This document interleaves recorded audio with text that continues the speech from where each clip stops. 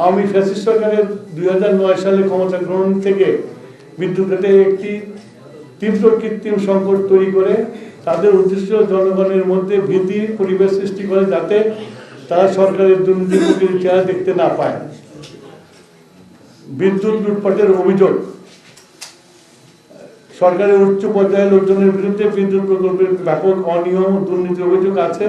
এই দুর্নীতির মাধ্যমে জনগণের টাকার অপব্যয় করে বিদেশে অর্থ পাচারের পরিবহন করা হয়। বিদ্যুৎ সংকটের কারণে জনগণ মারাত্মক সমস্যার সম্মুখীন হচ্ছে, যা সরকারের বিরুদ্ধে জনমত তৈরি করতে সহায়তা করেছে।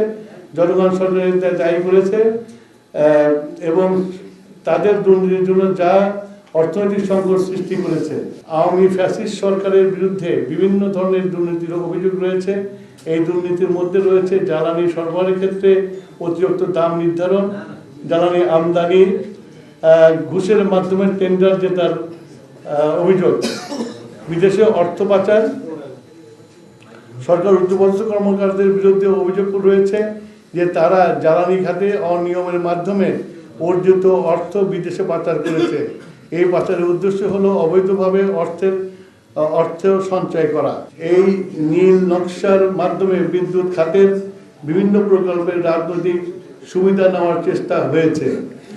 বিদ্যুৎ খাতে বিদ্যুৎ ও জ্বালানি খাতের পাচার। বিদ্যুৎ জ্বালানি খাতে পাচারে একটি গুরুত্বপূর্ণ সমস্যা। রাজনৈতিক নেতাদের সহযোগিতায় বিভিন্ন কোম্পানির অবৈধ অর্থ পাচার করেছে, যা দেশের অর্থনৈতিক ক্ষতিগ্রস্ত করেছে। সরকারি বিদ্যুৎ খাতের দুর্নীতির বিরুদ্ধে শীর্ষ পর্যায়ে তদন্ত উদ্যোগ নেওয়া প্রয়োজন। এই তদন্তের মাধ্যমে দুর্নীতির সাথে জড়িত চিহ্নিত করা হবে। জনসচেতনতা বৃদ্ধি করতে বিভিন্ন কর্মসূচি নেওয়া হচ্ছে, যাতে সাধারণ মানুষ বিদ্যুৎ খাতে দুর্নীতির বিরুদ্ধে সোচ্চার হতে পারে। আইনের কঠোর প্রয়োগ, দুর্নীতির দমনের আইন প্রয়োগকারী সংস্থাগুলির কার্যক্রমকে আরও কঠোর করা হচ্ছে। বিশেষ করে বিদ্যুৎ খাতের রাজনৈতিক দুর্নীতির বিরুদ্ধে কঠোর ব্যবস্থা নেওয়া হবে।